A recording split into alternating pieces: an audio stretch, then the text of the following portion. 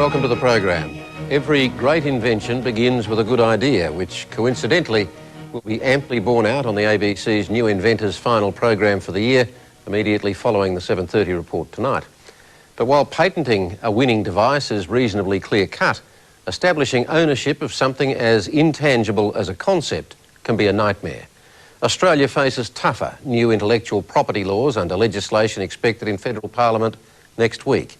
The Howard government is moving to satisfy American concerns that Australia is too lax in protecting so-called IP rights. For one group of Australians, Washington's focus on intellectual property is somewhat hypocritical.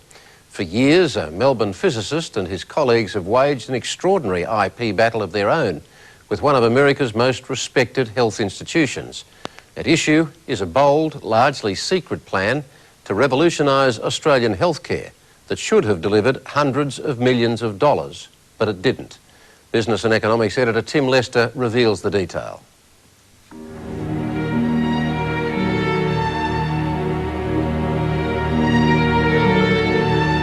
It's a risk born alongside every money-making idea. Intellectual property, IP, becomes an issue in the instant the mind first pieces together a plan to make profit. For years, physicist turned political advisor Peter Osborne and his colleagues thought they were partners in some of the most valuable intellectual property imaginable. We conservatively estimated that over 5 years that the business was worth $860 million Australian. That's a giant business. It's a huge business. Then it vanished. Now, with a puzzler's patience and eyes for detail, they've built a picture of what sank their plan and why no one wants to talk about it. It's more embarrassment, political embarrassment, that they're not doing anything, and they'll only do it if confronted publicly about this issue. This program is something to be applauded. It's imaginative, it's practical. March 1997, the federal and Victorian health ministers launch a feasibility study into what would be called Echo View 21. In part, a plan to shift some of the huge healthcare burden to the internet. Not just health knowledge, but patients meeting doctors and doctors meeting specialists online. I know Fran's been a very strong supporter of this. Government MP Fran Bailey looks to trial the plan in her largely rural Victorian electorate. View 21 has the capacity to become an export industry for Australia. The plans are still shrouded in confidentiality clauses today, but by the time the feasibility study reported on potential health budget savings of $1 billion a year, the scheme had attracted a kind of health investment dream team. Telstra was looking at a minimum of $1 million equity in order to be involved in the early startup phases for the rollout of these programs. The country's dominant telcos saw the telecommunications possibilities and was willing to spend. Accounting giant KPMG saw security possibilities and did spend. Probably $1 or $2 million, roughly. Then the company's Director of Information Security, Kevin Fitzgerald, says KPMG built a security vault to handle the computer ID tags all of us would need to identify ourselves for online consultations. It had 5 layers of physical security to get into it, so it really was a top of the range secure facility. A vault. A vault, indeed. This part of the business alone looked highly lucrative. Let's say there's 10 million people might have subscribed, individuals and families, and they were charged $5 for each year that they belonged to the system. 50 million a year? A year. 8 super funds lined up with the kind of investment clout only super funds bring.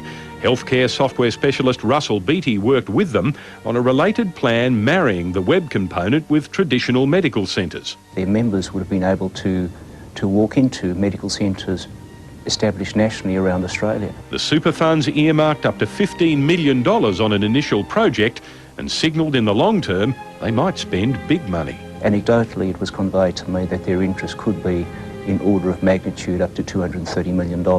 Then there was government backing in Victoria. They sunk more than $1.2 million of taxpayer funds into supporting these programs over a period of 2.5 years. And the Kennett government suggested the Howard government contribute $10 to $12 million. The Prime Minister asked his Health Minister to assess the suitability of the project. Michael Wooldridge replied financial support should be favourably looked upon.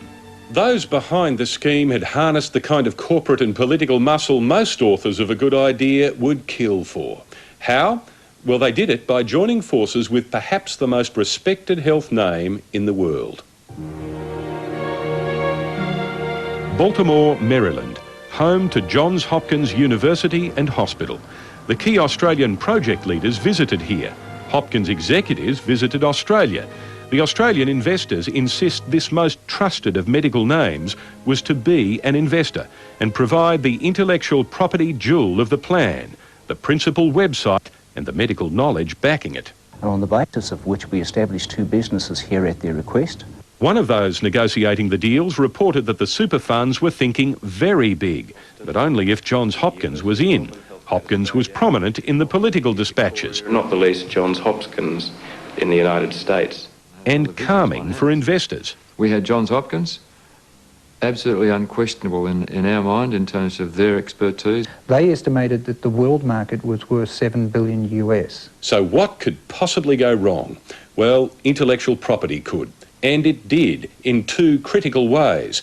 First, Peter Osborne and his partners claimed ownership of the Australian share of the IP. But Peter Osborne had been consulting for the Victorian government, and it argued any intellectual property developed while in state employment was the state's. We realised the Victorian government or Department of Human Services had been approaching Telstra independently, claiming that the IP was theirs. So the venture partners, software specialist Cameron Clark among them, watched what happens when doubt creeps in about who owns an idea. The bottom fell out of their plan.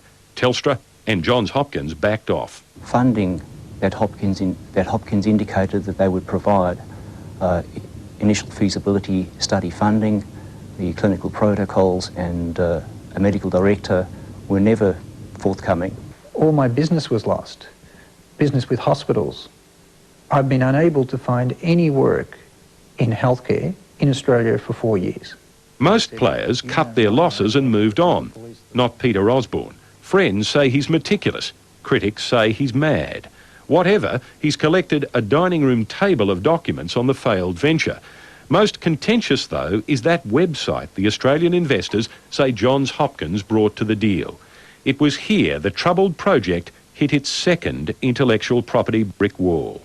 When I went through the code, I couldn't believe my eyes. It's actually plagiarised intellectual property that's copyright protected from the University of Iowa. It's an extraordinary claim, given those behind the venture saw the Hopkins website as the prize of their intellectual property. What they've done is just stripped off the copyrights, rebadged it with new copyrights. And it was clearly presented to the Victorian state government and later to the federal governments that this was the intellectual property which would form the basis of the ECHO. Johns Hopkins declined our request for an interview, but did send us a statement. The institution says it investigated the claims several times, even queried Australian government officials, and remains unaware of any misrepresentations. The university told us it would take no further questions on the issue, leaving us unable to ask about claims that a Hopkins representative demonstrated the website to then Federal Health Minister Michael Wooldridge and an advisor in the Prime Minister's office.